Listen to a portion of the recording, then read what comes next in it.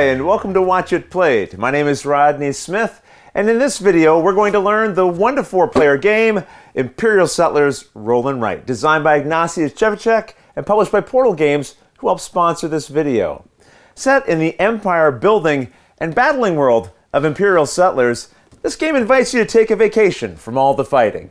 Instead, here, you'll just focus on settling new lands, peacefully, right? Well, you would, except that your opponents are also trying to build an empire and they want to do a better job than you. And you can't let that happen, can you? I didn't think so. So, join me at the table and let's learn how to play. To set up, give each player one of these empire sheets and one of the included pencils. We'll set up a 2-player game in this video, and each person can also name their empire in the box here. Each player now takes a single one of these village sheets. But there are 2 different types of village pads. These, which are all the same and are used in the 2 to 4 competitive mode that we're setting up. And then this stack, which is all unique sheets and are only used in the 1-player adventure mode that we'll discuss later. So these can be returned to the box for now. Now shuffle all of these favor tokens, which have this back, and then draw a random number of them equal to the number of players plus 1, putting them face up into the center of the play area, along with the 4 included dice. All other favors can then be returned to the box. Finally, pick a player randomly to be known as the active player. And that's the setup. In Imperial Settlers Roll and Write, players will roll dice and mark on their sheets to build the best new settlement by gaining the most victory points. The game is played over 10 rounds, and each round is broken into 4 phases, starting with rolling the dice. Here, the active player rolls all of the dice, keeping them in the center of the play area where everyone can see the results. Next is the choose a favor token step, where starting with the active player and going clockwise around the table, each person chooses and collects a single favor token from the center of the play area. These are used in the next phase, and we'll talk more about them a little bit later. Now you move to the expand your empire step, and here all players can take a number of actions equal to the number of workers they have for this round, which is shown on this worker die. So in this case, each player can take 4 actions. As we'll see, some actions require spending resources, and players will have access to the ones showing on these resource dice. The types are stone, wood, and food. And if you see a gold symbol like this, that is a wild, and it can count as any one of the 3 other types of resources. But just to be clear, each player has access to all 3 of these. If I use a stone on my turn, my opponent can still use this stone resource as well. One of the most common actions is to build. This, your village sheet, has 6 buildings, and 4 of them will show boxes here on their left. As an action, you can cross off any one of these boxes, and you do not have to do this in any order. For example, for my first action, I could put an X right here. If the space is empty, then it just costs you an action to do this. If the space contains a wood symbol, then it will cost you an action and a wood resource. In this case, we have one here on this die, so I can choose to cross this off. To also cross off this space, I'd have to spend another action and a different die showing either a wood or a gold symbol. And as you'll see beside some buildings, the cost to cross off a space can be stone instead. Once you've crossed off all the spaces related to a building, it is constructed. And now you'll have access to its ability written here, which you can use starting in the next round. These abilities are considered optional and may only be used once per round. So, for example, next round, I'd have a free gold symbol if all of the symbols rolled on the dice were different. We won't go over each of the abilities as they're explained on the buildings themselves, but you can pause here and read them if you're curious about what they are. These 2 buildings at the bottom of the sheet do not have squares beside them, and that means they're already considered built. But you'll notice there's a star beside their name, and this means that they're used at the end of the game to score additional points. For example, with the fortress, you can spend wood and stone resources to cross off these boxes. This is something that you can do during the expand your empire phase of a round. And at the end of the game, you'll gain 3 points for each of these pairs that you manage to complete. This star here is the symbol for victory points. The Architects is a special building that you can ignore in your first games, as it's considered part of the advanced rules, which we'll take a look at later. Another way to spend your actions is to build on your empire sheet. And the items here are constructions, which will be your main source of victory points. These top 4 rows represent building walls, cottages, granaries, and bridges. If you decide to spend an action to cross off a box from this area, then you can pick any one of the 4 rows. And each one has 9 different sections marked by these dashed borders. And although you can construct in any row, you must always complete the sections of a row from left to right. As an example, let's just say it was later in the game and my empire looked like this. If I had these resource dice to work with, I could choose to use this food to cross off this box. But you'll note I don't have to complete both boxes at once. I might also want to cross off this box as well, but this shows 2 stone symbols within the same box. This means although it will only cost me 1 action, I must have 2 stones to spend at the same time.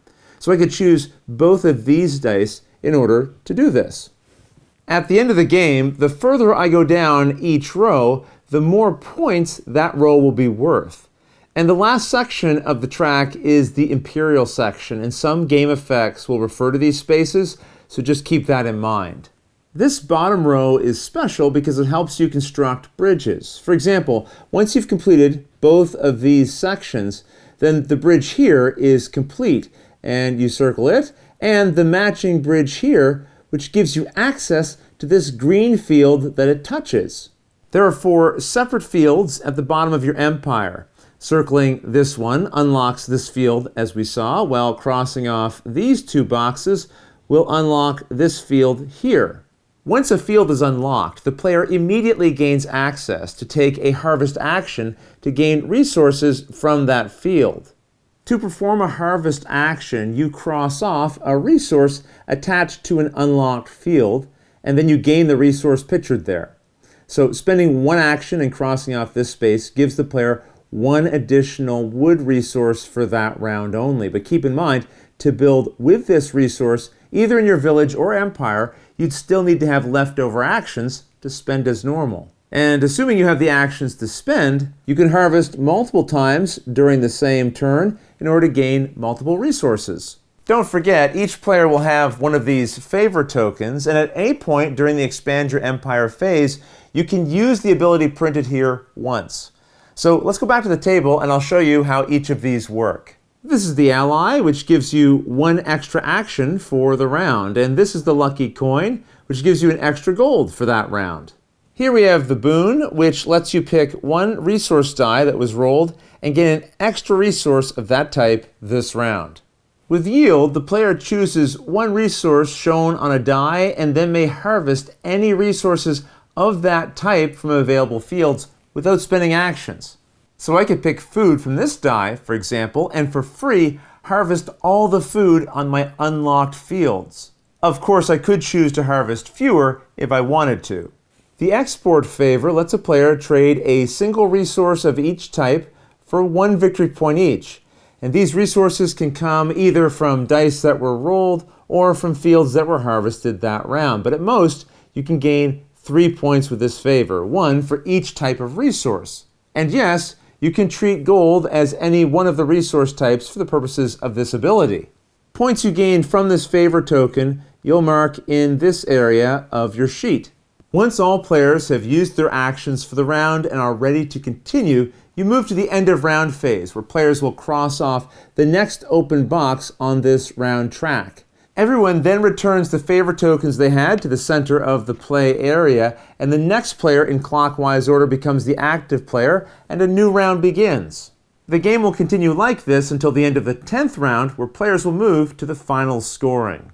First, mark off these 4 spaces with the score shown under the furthest section that you completed on each of the related rows. This space here is only used in the advanced mode, which we'll explain later. In here, you'll have recorded scores from the export favor token and any other game effects, including points gained from any buildings that score at the end of the game, like these. The player with the most points, which is totaled here, then wins. In the case of a tie, the tied player with the most completed sections from the bridge row wins. And if there's still a tie, the tied player with the most harvested spaces within their fields wins. And if there's still a tie, the tied players share the victory. And with that, I've taught you the basic rules of the game. Now, there is an advanced mode of play as well, and this works exactly the same way, except for a couple of small changes. And one of those is a new phase called creating a settlement that occurs directly before the end of round phase of each round of the game. To create a settlement, check the shape shown beside a building in the upper right-hand corner. If you can create that shape in that exact orientation with completed sections in your empire, then you can form a settlement. For example, this farm requires a shape like this. I could choose to make this shape by drawing an outline like this around these completed settlements, which again matches the pattern shown here. And I can make several settlements like this in my empire, but each section can only be used once. I couldn't use any of these 3 spaces as part of another settlement, for example. After building a settlement, you increase the underlined value with that building by 1. So now this farm provides 2 food when it's used instead of the original 1. Now if I built another farm settlement, then I would cross out this 2 and increase the value to 3. So the more settlements you create of a particular building, the more powerful its ability becomes. You can even build a settlement if the building itself isn't completed. You'll still adjust the value here, but only once the building is completed will you be able to use this ability. Also in the advanced mode, you'll have access to this architect's building, which lets you draw this shape around completed sections. Now this doesn't provide you with any benefits during the game, but at the end, each settlement like this will be worth 8 points. And those are all the rules for the competition mode. However, there is also a single-player adventure mode, which you set up by taking an empire sheet and then one of the 48 unique village sheets from this pad. You then shuffle and draw 3 random favor tokens for the game, returning the rest to the box, and then you'll pick one of these to use each round. Otherwise, the game works as before, except that some buildings will give you the ability to re-roll dice. And you can only use re-roll abilities at the start of your expand your empire phase. If you do anything else, you cannot use the re-roll ability during that round. In this mode, you'll be doing your best to beat your own high scores, but you can also rank those scores by using this table that's found at the back of the rulebook. Otherwise, that's everything you need to know to play Imperial Settlers Rollin' Right. Though I will mention, if you run out of the sheets included in the game, you can download more for free from the Portal Games website, which I'll put a link to in the description below. That said, if you have any questions about anything that you saw here, feel free to put them in the comments below, and I'll gladly answer them as soon as I get a chance. You'll also find forums for discussion, pictures, other videos, and lots more over on the games page at Board Game Geek, and I'll put a link to that in the description below. And if you found this video helpful, please consider liking, subscribing, and clicking that little bell icon so you get notifications anytime we post a new video. But until next time, thanks for watching.